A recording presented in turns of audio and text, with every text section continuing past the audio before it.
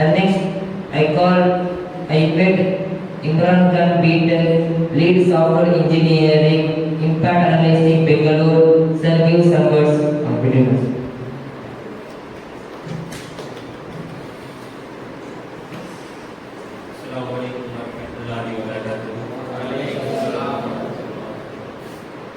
நம்ம தேனி மாவட்டத்துக்கு பக்கத்தில் இருக்க திண்டுக்கல் மாவட்டத்தில் சித்திரேவா அப்படின்ற ஒரு சின்ன கிராமத்திலிருந்து வந்திருக்கேன். நான் என்னுடைய ஜனநாயக கடமைக்காக பெங்களூர்லேருந்து வந்தபோது இந்த ஒரு அருமையான வாய்ப்பு கிடைச்சிது. காலையில் நம்ம டாக்டர் நௌகரோட இங்கே வந்து இறங்கினோடையுமே இந்த நிகழ்வை பார்க்கும்போது ரொம்ப மகிழ்ச்சியாக இருந்துச்சு. ஒரு தமிழ் தாய் வாழ்க்கையோட ஒரு நிகழ்வு ஒரு அரபிக் கல்லூரியில் தோங்குவதுனா என்னுடைய வரலாற்றில் இது வரைக்கும் எங்கேயும் பார்த்தேன். தம்பி அருமையா பண்றாங்க. எனக்கு ரொம்ப வியப்பா இருந்துச்சு. ஏன்னா இந்த காலகட்டத்தில் வந்துட்டு மார்க்க கல்வியும் சேர்ந்த உலக கல்வி வந்துட்டு ரொம்ப முக்கியமா இருக்கு.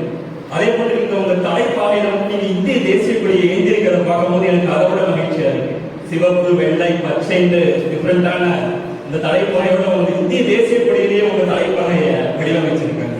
அதுபோல அந்த எதிர்வழி வண்ணமான அந்த கருப்பு வந்து இந்த தலைப்பாகையில ஏந்திருக்கீங்க. இப்படி ஒரு அருமையான நிகழ்வுல எனக்கு பேசுறதுக்கு வாய்ப்பு கிடைச்சதுக்கு ரொம்ப மகிழ்ச்சியா இருக்கு. நேற்று நான் எங்கள் ஊர்ல இருந்து கம்பத்துக்கு பயணப்பட்டு பேருந்துல வரும்போது தேனியில ஒருத்தர் வந்து என் பக்கத்தில் உட்கார்ந்து வந்துட்டு கீழே இறங்கினார். அவர் இறங்கும்போது அந்த பேக் பின்னாடி அந்த பேக்கை போட்டு இறங்கும்போது அந்த பேக்ல ஒரு இங்கிலீஷ் வாசனை ஒரு சின்ன வாசனை இருந்துச்சு.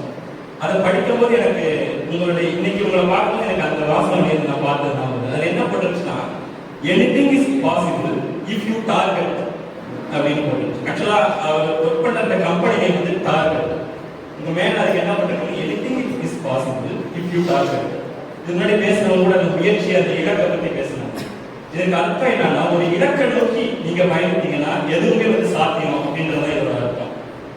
இந்த பல்பு கண்டுபிடிச்சது விளக்கு கண்டுபிடிச்சது எல்லாம் பத்தி பேசணும். ஒவ்வொரு மனிதர்களும் தோன்றிய போது ஒவ்வொரு காலத்தையும் மனிதன் ஒரு இலக்கை நோக்கி தான் பயணிச்சிருக்கான். முதல்ல மனிதன் வந்துட்டு ஒரு தனக்கு தேவையான எந்த அடிப்படையில் உள்ள ஒரு ட்ரெஸ் எதுவுமே இல்லாத போது தன் பாதுகாப்புக்கு வந்துட்டு ஏதாவது ஒரு வெளிச்சம் வேணும்னு நினைக்கும் போது நெருப்பை கண்டுபிடிச்சான். அந்த சமயத்துல மனிதனுக்கு இழப்பு வந்துட்டு தனக்கு ஒரு வெளிச்சம் கண்டுபிடிக்கணும்னு இருந்துச்சு, நெருப்பை கண்டுபிடிச்சான்.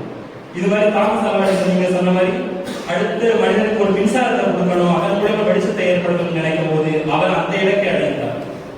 ஒவ்வொரு காலத்திலும் எலான் மஸ்கை பத்தி பேசினாங்க. எலக்ட்ரிக் கார் கொண்டு வந்தாரு, எலக்ட்ரிக் பைக் கொண்டு வந்தார். நம்ம இந்தியாவில் இப்பதான் அந்த எலக்ட்ரிக் கார் பைக் அந்த போயிட்டு இருக்கு. ஆனா யூஎஸ்ல எலான் மஸ்க் வந்துட்டு அடுத்ததுக்கு போயிட்டாரு. தானியங்கி கார் கொண்டு வந்துட்டாங்க.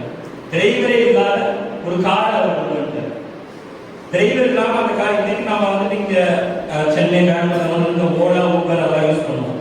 அது மாதிரி ஓலா ஊபர்ல வந்துட்டு அந்த மக்கள் வந்துட்டு புக் பண்ணிக்கலாம். டிரைவரே இல்லாத கார் அந்த லொகேஷனை கண்டுபிடிச்சு கரெக்டா அந்த இடத்துல வந்து அவங்கள ஏற்றிட்டு போய் கரெக்டான இடத்துக்கு கொண்டு போய் விட்டுரும். அப்ப அவருக்கு அங்க ஒரு இலக்கு தேவைப்பட்டிருக்கு. இதே மாதிரி 1000 வருடத்துக்கு மனிதன் வந்து விண்வெளிக்கு போகணும் ஒரு இலக்கை நிர்ணயித்தான். அவன் விண்வெளியை சென்றடைந்தான்.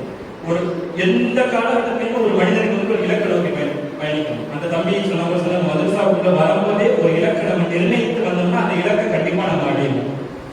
ஃபெயிலியரை பத்தி கூட சார் அருமையா பேசணும். தோல்வி அடைவதற்கு நம்ம தயாரா இருக்கணும். அப்பதான் வந்து வெற்றி நம்மளுக்கு நிச்சயம் கிடைக்கும்.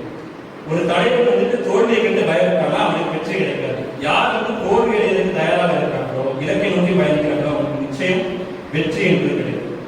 இந்த அருமையான ஒரு நிகழ்வு ஒரு மார்க்க கல்வியில் பார்த்த அதே உங்களுக்கு பிஏஓ ட்ரைனிங் அகாடமியோட இருக்கு.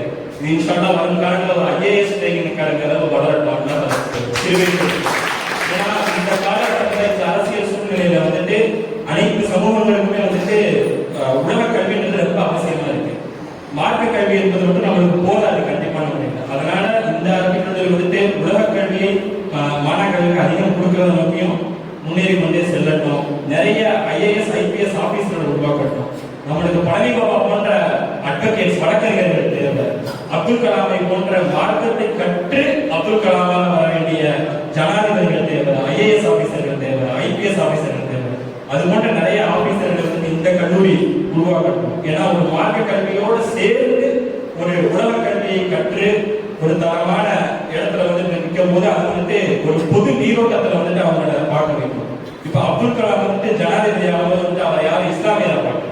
ஏன்னா அனைத்து கட்சிகளுமே அந்த நேரத்தில் வந்துட்டு மதவாத சக்திகளுமே வந்துட்டு அவர் ஆக்கணும்னு சொன்னாங்க. ஏன்னா அவர் வந்துட்டு ஒரு பொது நீரோட்டத்துல பார்த்தாங்க. நம்ம அந்த இஸ்லாம் அப்படின்ற ஒரு பட்டத்தை தான். மார்க்க கல்வி கண்டிப்பா அவசியம். நீங்க மார்க்க கல்வியும் கத்துக்கங்க, அதோட சேர்ந்து உலக கல்வியும் கத்துக்கங்க.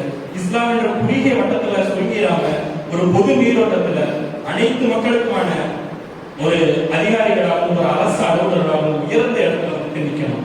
அதுதான் எனக்கு இந்த கல்லூரியோட நோக்கமா நான் உங்களை பார்க்கும் போதே புரிஞ்சுக்கிறேன். ஏன்னா அந்த தமிழ் தாய் வாழ்த்து, அந்த உறுதிமொழி எடுக்கிறது, தேசிய கொடி ஏற்றுறது, மார்ச் பாஸ் பண்றது, இதெல்லாம் வந்துட்டு பார்க்கும்போது வந்துட்டு ரொம்ப உண்மையிலேயே மனதுக்கு ரொம்ப சந்தோஷமா இருக்கு.